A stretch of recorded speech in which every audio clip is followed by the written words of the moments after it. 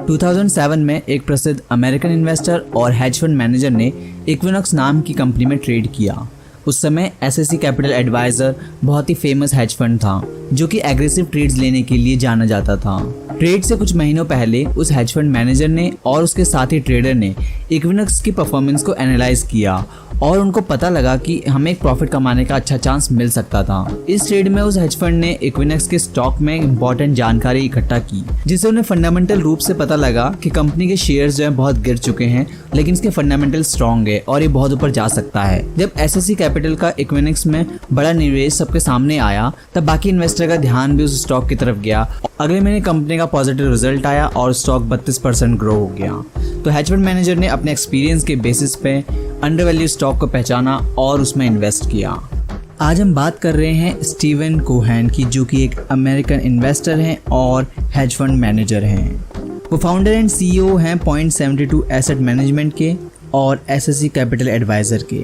अप्रैल 2022 में उनकी नेटवर्थ थी $17.4 बिलियन। 2012 में कोहेन ने आर्डिया बायोसाइंसेस में बेट किया और जब उसका प्रॉफिट आया, जब उसका स्टॉक राइज हुआ, तब उन्होंने $26.7 बिलियन कमाए। 2009 में भी एक कंपनी थी होल फूड्स, उसमें उन्होंने $49 मिलियन इन्वेस्ट किए। फिर 2010 में उसमें दोबारा $78 मिलियन इन्वेस्ट किए। दोनों ही ट्रेड उन्होंने एक ही चीज के बेसिस पे लिया कि कुछ फेवरेबल ऑपरेशनल चेंजेस हो रहे थे, जिसकी वजह से स्टॉक्स के प्राइसेस बहुत बढ़ गए। तो स्टीव कोहेन ट्रेड कैसे करते हैं? तो उनका सबसे पहला स्टेप होता है डेवलप ट्रेडिंग प्लान। वो चाहे शॉर्ट टर्म के लिए जो उनके गोल्स हैं और जो लॉन्ग टर्म गोल्स हैं, उनको देख के ही वो ट्रेड करते हैं और वो हमेशा रिस्क मैनेजमेंट स्ट्रेटेजीज पे काम करते हैं और वो लिख के लेते हैं कि आपको एंटर कब करना है और एग्जिट कब करना है। हालांकि ये सब कंप्यूटराइज होता है, लेकिन स्टिल उनके पास परफेक्टली प्लान होता है कि उन्होंने कब एंटर करना है, कब एग्जिट करना है और किस बेसिस पर करना है। दूसरा जो रीजन है, दूसरी स्ट्रेटेजी है, वो है रिसर्च ऑफ मार्केट, यानी कि वो फंडामेंटल तो देख ही लेते हैं। वो एक चीज चेक करते हैं कि जो डिफरेंट मार्केट है, जैसे कि कमोडिटी सेगमेंट हो गया, करेंसी सेगमेंट हो गया, या फिर ग्लोबल जो इंडिसेस होते हैं, उनको भी वो कंसिडर करते हैं। उनके फंडामेंटल देखते हैं, प्राइस मूवमेंट के ड्राइवर को देखते हैं, यानी कि कौन सी पॉलिसीज आ रही है जिसकी वजह से प्राइस मूवमेंट हो सकता है, या फिर कोई रिजल्ट आ रहा है उसकी बेसिस पे, और कुछ टेक्निकल इंडिकेटर्स के बेसिस पे।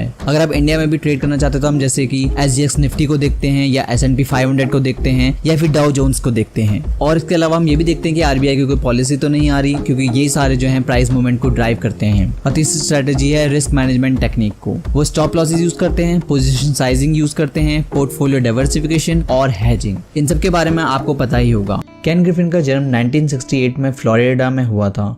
उनकी फैमिली एक मिडिल क्लास फैमिली थी। जब वो एक टीनेजर थे तब उन्होंने इन्वेस्टिंग में इंटरेस्ट लेना शुरू कर दिया था। उन्होंने हार्वर्ड यूनिवर्सिटी से इकोनॉमिक्स में ग्रेजुएशन की और जब वो कॉलेज में थे तभी उन्होंने एक हेज फंड की शुरुआत की। ग्रेजुएशन कंप्लीट करने के बाद वो शिकागो गए और 1990 में सिटाडेल की शुरुआत हुई। सिटाडेल की शुरुआत $4.6 मिलियन से हुई थी, जिसमें से $1 मिलियन ग्रिफिन ने अपने जेब से दिए। कंपनी की शुरुआत में उन्होंने कन्वर्टेबल बॉन्ड में ट्रेड करना स्टार्ट किया और प्रॉफिट भी आने लगा, और धीरे धीरे उन्होंने स्टॉक्स में, ऑप्शन में और बाकी फाइनेंशियल इंस्ट्रूमेंट में भी इन्वेस्ट करना स्टार्ट कर दिया। सिटाडेल की सफलता में टेक्नोलॉजी का बहुत बड़ा योगदान रहा है। ग्रिफिन उन पहले इंसानों में से एक थे जिन्होंने कंप्यूटराइज्ड ट्रेडिंग सिस्टम की शुरुआत की, और इस तरह वो अपना कंप्यूटराइज्ड ट्रेडिंग सिस्टम बनाने में कामयाब हो गए। इस सिस्टम के कारण ग्रिफिन ट्रेड्स बहुत तेजी से और एफिशिएंटली डाल सकते हैं, और इसी कारण से वो अपने कॉम्पिटिटर से 2 कदम आगे हो गए। आज सिटाडेल दुनिया की सबसे बड़ी इन्वेस्टमेंट फर्म में से एक है। इसके दुनिया भर में ऑफिसेज हैं। ग्रिफिन को बहुत सारे अवार्ड से भी सम्मानित किया गया और उन्हें टाइम मैगजीन में 100 most influential people in the world की लिस्ट में भी शामिल किया गया। अगर आप एक सक्सेसफुल ट्रेडर बनना चाहते हैं तो ग्रिफिन की 5 क्वालिटीज़ हैं जो आपको भी सीखनी चाहिए। अगर आप इन 5 क्वालिटीज़ को सीख लेंगे तो आपको एक सक्सेसफुल ट्रेडर बनने से कोई नहीं रोक सकता। सबसे पहली स्किल है स्ट्रॉन्ग एनालिटिकल स्किल। ग्रिफिन का दिमाग बहुत तेज है और वो मैथमेटिकल कैलकुलेशन बहुत आसानी से कर सकते हैं। वो कॉम्प्लेक्स फाइनेंशियल डेटा को आसानी से एनालाइज कर लेते हैं और उनके हिसाब से डिसीजन लेते हैं।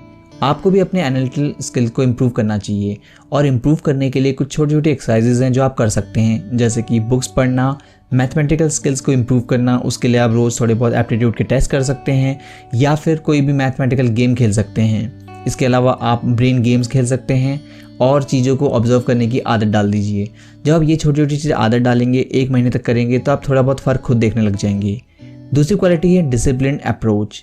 ये क्वालिटी आपको हर सक्सेसफुल ट्रेडर में पाएंगे। ग्रिफिन का एक डिसिप्लिन और सिस्टमेटिक अप्रोच है, जिसके कारण वो अपने गोल्स में फोकस रहते हैं और कोई भी डिसीजन इमोशनल होकर नहीं लेते। ये क्वालिटी सीखने के लिए आपको कुछ स्टेप्स फॉलो करने हैं, सिंपल से हैं। सबसे पहला कि आपको लिखना है डिफाइन योर गोल, कि आप कोई भी ट्रेडिंग सिस्टम बना रहे हैं, कोई भी स्ट्रैटेजी यूज़ कर रहे हैं तो उसका गोल क्या है, कितना रिटर्न चाह रहे हैं और कितने दिन में चाह रहे हैं। इसके अलावा आपको पेपर में लिखना है, उन पैरामीटर को स्टडी करना है जिसके कारण आपके रिजल्ट पे, यानी कि जो आपका गोल है उसको अचीव करने में इम्पैक्ट पड़ेगा, जैसे कि वॉलेटिलिटी या फिर ट्रेंड्स या फिर कोई ग्लोबल न्यूज़। और तीसरा जो स्टेप है वो है प्लान पर स्टिक रहना। जो भी आपने ट्रेडिंग प्लान बनाया है उसको डिसिप्लिन के साथ फॉलो करना। अगर सिस्टम कह रहा है कि एग्जिट करना है तो एग्जिट करना है, अगर प्रॉफिट बुक करने को सिस्टम कह रहा है तो आपको प्रॉफिट बुक कर लेना चाहिए। तीसरी क्वालिटी है अडेप्टेबिलिटी। आप सक्सेसफुल तभी हो सकते हैं जब आप करंट मार्केट ट्रेंड्स को अडेप्ट कर ले। अगर आप करंट मार्केट ट्रेंड को अडेप्ट नहीं कर पाएंगे तो आप पीछे छूट जाएंगे। ग्रिफिन ने हमेशा नए मार्केट ट्रेंड्स को अडेप्ट किया है और हमेशा एक एज ढूंढने की कोशिश की है और उस एज को इम्प्लीमेंट किया है। चौथी क्वालिटी है रिस्क मैनेजमेंट। सिटाडेल हमेशा ही एक कंजर्वेटिव अप्रोच लेके चलता है। वो जो भी ट्रेडिंग सिस्टम यूज़ करते हैं हमेशा उसमें कंजर्वेटिव अप्रोच रहता है कि हमेशा पहले रिस्क देखा जाए कि रिस्क को मिनिमाइज़ कैसे करते हैं, क्योंकि अगर आपको रिस्क मिनिमाइज़ नहीं कर सकते हैं तो आपको लॉसेस बहुत ज़्यादा होंगे। ग्रिफिन की इस क्वालिटी के कारण 2008 के मार्केट क्राइसिस के बाद उन्होंने सीखा और रिस्क मैनेजमेंट को और प्रायोरिटाइज किया, जिसकी वजह से उसके बाद उनको लॉसेस तो हुए लेकिन बहुत बड़े लॉसेस नहीं हुए कि कंपनी को बंद करना पड़े। पांचवी क्वालिटी है क्विक डिसीजन मेकिंग। ये सबसे बड़ी क्वालिटी है जो आपको ग्रिफिन से सीखनी चाहिए, जो कि क्विक डिसीजन मेकिंग है। ये आपको क्वालिटी हर बिजनेसमैन में मिलेगी। दुनिया में सबसे अमीर रह चुके इंसान एलोन मस्क से भी मिलेगी कि क्विक डिसीजन मेकिंग बहुत इंपॉर्टेंट होती है। अगर आपको कोई ट्रेडिंग सिस्टम पता चल गया है कि कैसे प्रॉफिट कमाना है, कैसे इसे इम्प्लीमेंट करना है, लेकिन आप बहुत सारा टाइम वेस्ट कर देते हैं उस स्ट्रैटेजी को रियल लाइफ में, रियल मार्केट में इम्प्लीमेंट करने में, क्योंकि आप ओवरथिंक बहुत करते हैं कि ये हो जाएगा, आपको टेस्ट करना है। ये सब नहीं, आपको सिर्फ छोटे पैसे से टेस्ट करना चाहिए सीधा ही। अगर मान लो आपको कोई स्ट्रैटेजी पता लगी तो आपको कल से या तो पेपर ट्रेड स्टार्ट करना चाहिए या फिर थोड़े छोटे पैसे से स्टार्ट करना चाहिए। तब जाके आपको पता लगता है कि रियल लाइफ में वो स्ट्रैटेजी काम कर रही है या नहीं कर रही है। ग्रिफिन की ट्रेडिंग स्ट्रैटेजी एक कॉम्बिनेशन है जिसमें आता है डीप मार्केट नॉलेज, डिसिप्लिन और सिस्टमैटिक अप्रोच और सबसे इंपॉर्टेंट रिस्क मैनेजमेंट। इन तीनों फैक्टर से मिलकर बनता है केन ग्रिफिन का सक्सेसफुल ट्रेडिंग स्ट्रैटेजी। सिटाडेल बहुत सारे टाइप की ट्रेडिंग यूज करती है रिटर्न जनरेट करने के लिए। सबसे पहले आता है आपका HFT, जिसे हम हाई फ्रिक्वेंसी ट्रेडिंग कहते हैं। हाई फ्रिक्वेंसी ट्रेडिंग में लाइटनिंग की स्पीड से ट्रेड एग्जीक्यूट किए जाते हैं। इसके कारण सिटाडेल मार्केट के छोटे छोटे प्राइस मूवमेंट को भी कैप्चर कर लेते हैं और इससे वो बहुत ज़्यादा प्रॉफिट जनरेट करते हैं। दूसरे टाइप की ट्रेडिंग है क्वांटिटेटिव ट्रेडिंग। इस दूसरे तरीके में सिटाडेल क्वांटिटी मॉडल को यूज़ करता है, जिससे वो ट्रेड्स पैटर्न आइडेंटिफाई करता है और प्रॉफिटेबल ट्रेड लेते हैं। इसके लिए वो एडवांस स्टैटिस्टिकल एनालिसिस करते हैं और मशीन लर्निंग का यूज़ करते हैं, जिससे वो पास में होने वाले जो ट्रेडिंग पैटर्न्स बनने वाले हैं या फिर जो बन चुके हैं उनको ट्रैक करते रहते हैं और उनके बेसिस पे प्रॉफिटेबल ट्रेड लेते हैं। तीसरा है फंडामेंटल एनालिसिस। ये कंपनी फंडामेंटल एनालिसिस को भी यूज़ करती है, जिसमें वो कंपनी के फाइनेंशियल स्टेटमेंट, बैलेंस शीट और इकोनॉमिक डेटा को और इसके अलावा बाकी मैक्रो इंडिकेटर्स उनको भी देखते हैं। उनके बेसिस पे इन्वेस्टमेंट अपॉर्चुनिटी को आइडेंटिफाई करते हैं और उनमें हैवीली इन्वेस्ट करते हैं। चौथा तरीका है ऑप्शन ट्रेडिंग। केन ग्रिफिन की कंपनी सिटाडेल बहुत सारी ऑप्शन ट्रेडिंग स्ट्रैटेजीज़ को यूज़ करती है। बुलिश मार्केट के लिए अलग स्ट्रैटेजी, बेयरिश मार्केट के लिए अलग, साइडवेज के लिए अलग, वॉलेटिलिटी अगर ज़्यादा है उसको कंसिडर करके और इंटरेस्ट रेट को कंसिडर करके, इन सब फैक्टर के बेसिस पे कंपनी डिसाइड करती है कौन सी ऑप्शन स्ट्रैटेजीज यूज़ करनी है और एक पर्टिकुलर मार्केट सिनेरियो के हिसाब से अलग अलग स्ट्रैटेजी यूज़ करती है, जिसकी वजह से वो प्रॉफिट कमाते हैं। क्या आप जानते हैं दुनिया का सबसे बड़ा ट्रेड कौन सा है? अब आप लोग सोचेंगे जॉर्ज सोरो का $1 बिलियन का ट्रेड, लेकिन नहीं, वो इंट्राडे ट्रेड था। और आज हम बात करने वाले हैं दुनिया का सबसे बड़ा ट्रेड आज तक का, वो कौन सा है? वो है $4 बिलियन का, जो कि एक ट्रेडर ने कमाए। तो 2007 में एक ट्रेडर ने US हाउसिंग मार्केट को शॉर्ट करके $4 बिलियन कमाए और अपना नाम वॉल स्ट्रीट की दीवारों में सुनहरे अक्षरों से लिख दिया। मैं बात कर रहा हूँ जॉन पॉल्सन की, जिनका जन्म 14 दिसंबर 1955 में हुआ था। और आज इस वीडियो में हम जानेंगे बिगेस्ट ट्रेड इन हिस्ट्री की पूरी कहानी। इस वीडियो में हम जानेंगे उनकी शुरुआत कैसे हुई, उनकी जर्नी के अप्स एंड डाउन्स, उनका टर्निंग पॉइंट क्या था और बिगेस्ट ट्रेड इन हिस्ट्री कैसे हुआ। कहानी शुरू होती है 1994 में, जब जॉन पॉल्सन की इमेज एक प्ले बॉय की थी। वो बहुत सारे पार्टीज करते थे, चिल करते थे। अपने कॉलेज के दिनों से ही वो बहुत एम्बिशियस थे और ग्रेजुएशन के बाद वो वॉल स्ट्रीट में भी बहुत सक्सेसफुल हुए। उन्होंने डिसाइड किया कि अब लाइफ में सीरियस होने का समय आ गया है और पार्टीज बंद करना पड़ेगा। उन्हें पता था कि अगर उन्हें लाइफ में बहुत सारा पैसा कमाना है तो अपनी कंपनी खोलनी पड़ेगी। उनके पास तब बहुत सारे कॉन्टैक्ट्स थे, बहुत सारे क्लाइंट्स थे जो उन्हें फंड दे सकते थे। वो एक हेज फंड खोलना चाहते थे जो कि मर्जर आर्बिट्राज करके पैसा कमाए, और वो इसमें एक्सपर्ट भी थे। वो अपनी कंपनी को लेकर बहुत एक्साइटेड थे। उन्होंने अपने 500 कॉन्टैक्ट्स को फंड्स के लिए इन्विटेशन भेजा, पर कोई नहीं आया। एक क्लाइंट ने भी उनका ऑफर एक्सेप्ट नहीं किया। सबने लास्ट मिनट में आके मीटिंग कैंसिल कर दी। इस बात से उन्हें बहुत दुख हुआ, पर उन्होंने हार नहीं मानी और अपने $2 मिलियन से ही उन्होंने अपनी कंपनी की शुरुआत की। 1 साल बीतने के बाद भी उन्होंने कोई खास प्रॉफिट नहीं कमाया। वो सोचने लगे कि कहीं वो गलत बिजनेस में तो नहीं आ गए। जब भी वो ऐसे निराश होते थे तब विंस्टन चर्चिल की एक बात उन्हें हमेशा मोटिवेट करती थी, और वह बात थी कभी भी हार ना माने। फिर वो पूरी मेहनत करके अपने ट्रेडिंग मेथड पर काम करने लगे। कड़ी मेहनत करके 10 साल के बाद वो $2 बिलियन कमाने में कामयाब हो गए, और इतने पैसे कमाने के पीछे थे उनके कॉम्पिटिटिव ट्रेडर और हाई पावर कंप्यूटर मॉडल्स।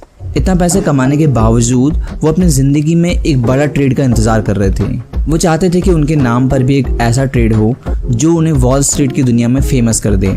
जब .com बबल अपने पीक पर था सन 2000 में, हाउस होल्ड बोरोइंग सिर्फ 5 सालों में 60% से इंक्रीज हो चुका था। ये सब हुआ था सिक्योरिटाइजेशन के कारण, क्योंकि 70s के दौरान अलग अलग लोन्स को मिला के डेट सिक्योरिटीज बना दिया और जिन्हें इन्वेस्टर खरीद लेते थे। 90s और 2000 की शुरुआत में बहुत सारा पैसा अवेलेबल था लोन देने के लिए, तो फेडरल रिजर्व ने अपने लोन के रेट्स कम किए जिससे लोग ज़्यादा लोन ले सकें, और इसके कारण प्रॉपर्टी के प्राइसेस भी बढ़ गए।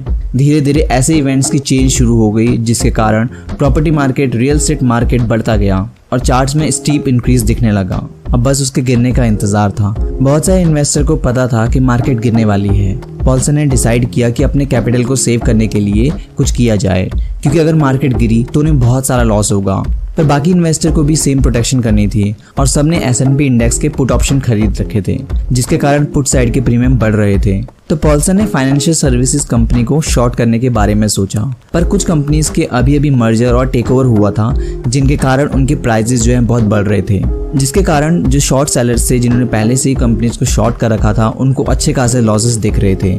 इसलिए पॉल्सन कोई और अल्टरनेटिव ढूंढ रहे थे अपने पोर्टफोलियो को प्रोटेक्ट करने के लिए, पर उन्हें कुछ भी आइडियल सा नहीं मिल रहा था, और ऐसे ही किसी मौके की तलाश पेलेग्रिनी कर रहे थे जहां उन्हें अपने आप को प्रूव करने का मौका मिल सके। वो पॉल्सन के पास गए और उन्होंने सजेस्ट किया कि हम क्रेडिट डिफॉल्ट स्वैप खरीद लेते हैं। क्रेडिट डिफॉल्ट स्वैप यानी कि CDS वो भी इंश्योरेंस की तरह ही होते हैं।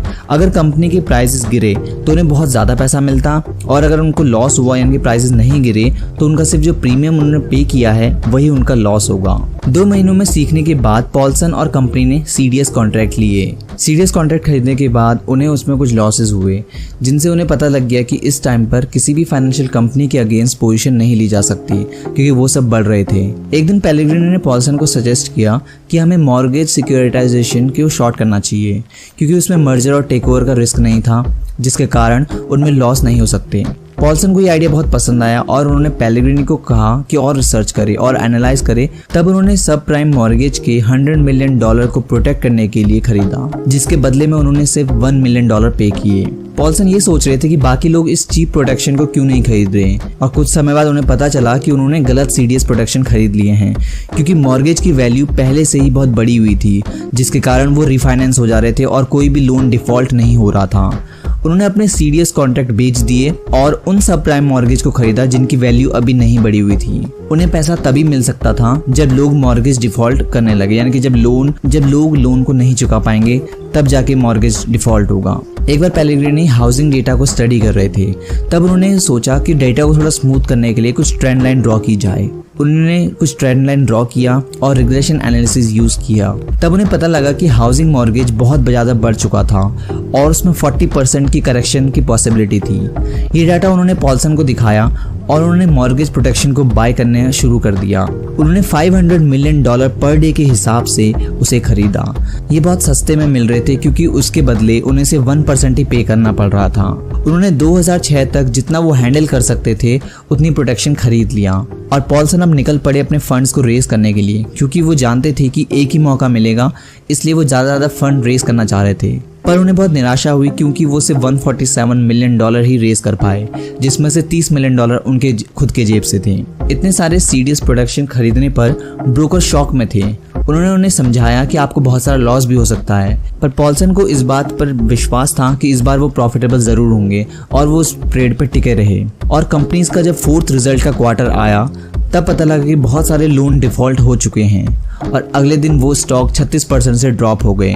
उस महीने पॉल्सन का रिटर्न 66% का था और आगे आने वाले महीनों में प्रॉफिट आ रहा था, पर पेलेग्रिनी और बाकी इन्वेस्टर पॉल्सन को प्रॉफिट बुक करने को कह रहे थे ताकि प्रॉफिट जो है कम ना हो जाए। पर पॉल्सन ने सबको इग्नोर किया क्योंकि पॉल्सन को यकीन था कि अभी ABX इंडेक्स और गिर सकता है। पॉल्सन ने $1.2 बिलियन इन्वेस्ट किए थे और $10 बिलियन का प्रॉफिट कमाया।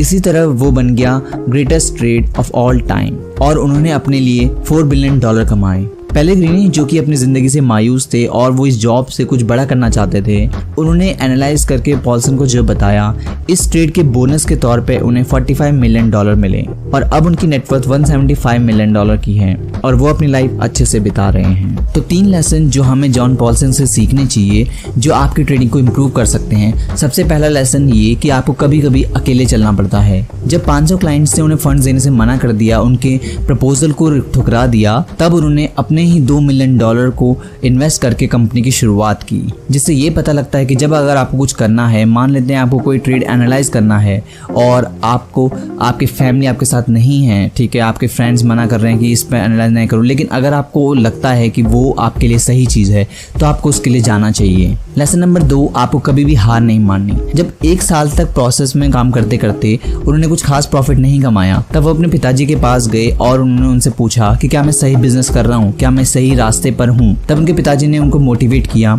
और इसके अलावा वो प्रोसेस को भरोसा करते रहे और वो हमेशा हार ना मानते हुए हमेशा ट्रेड्स को एनालाइज करते रहे और अपने प्रोसेस पे स्टिक रहे, अपनी ट्रेडिंग स्ट्रेटेजी पे स्टिक रहे। इसलिए उन्होंने 10 साल की मेहनत करने के बाद $2 बिलियन कमाए। लेसन 3 जो कि बहुत ही मोस्ट इंपॉर्टेंट है कि अपनी गलतियों को एक्सेप्ट करना सीखें। जब 10 साल बाद उन्होंने $2 बिलियन कमा लिया और वो एक बड़ा ट्रेड की तलाश कर रहे थे, जब पेलेग्रिनी ने उन्हें बताया कि आप हमें सीडीएस स्वैप खरीदने चाहिए, पर उसमें जब लॉस हुआ तो उन्होंने गलती एक्सेप्ट की और लॉस को बुक कर लिया। उसके बाद जब उन्हें मॉर्गेज सीडीएस खरीदने को बोला जो कि उन्होंने गलत खरीद लिए थे, उसके बाद भी उन्हें इसमें लॉस हुआ, उन्होंने जल्दी बुक कर लिया। उन्होंने अपनी गलती को एक्सेप्ट किया, कभी भी होल्ड नहीं किया। जब तीसरी बार उन्होंने सही हाउसिंग मॉर्गेज को शॉर्ट किया, उसके बाद एक अच्छा क्वार्टर आया जिसकी वजह से थोड़ी बहुत उन्हें लॉस भी दिखा, लेकिन उन्हें तब कन्विक्शन थी कि इस बार जो है वो उन्होंने सही जगह ट्रेड लिया है। और जब 4th क्वार्टर का रिजल्ट आया था तब जाके स्टॉक जो है 36% ड्रॉप हुआ। तो अपने ट्रेड्स को होल्ड करना भी एक कला है, क्योंकि आपको पता होता है कि स्टॉक जो है वो गिरेगा, लेकिन जल्दी से थोड़ा सा प्रॉफिट आते ही कि आप क्या करते हैं, बुक कर लेते हैं। लेकिन जॉन पॉल्सन ने ऐसा नहीं किया, क्योंकि जब पेलेग्रिनी और बाकी इन्वेस्टर उनसे कह रहे थे कि प्रॉफिट बुक कर लो क्योंकि प्रॉफिट हो सकता चला जाए, लेकिन उन्हें कन्विक्शन थे कि और प्रॉफिट आ सकता है। इसलिए जब उन्होंने $1.5 बिलियन इन्वेस्ट किया, उससे उन्होंने $10 बिलियन कमाए, जिसमें से $4 बिलियन उन्होंने खुद के लिए कमाए।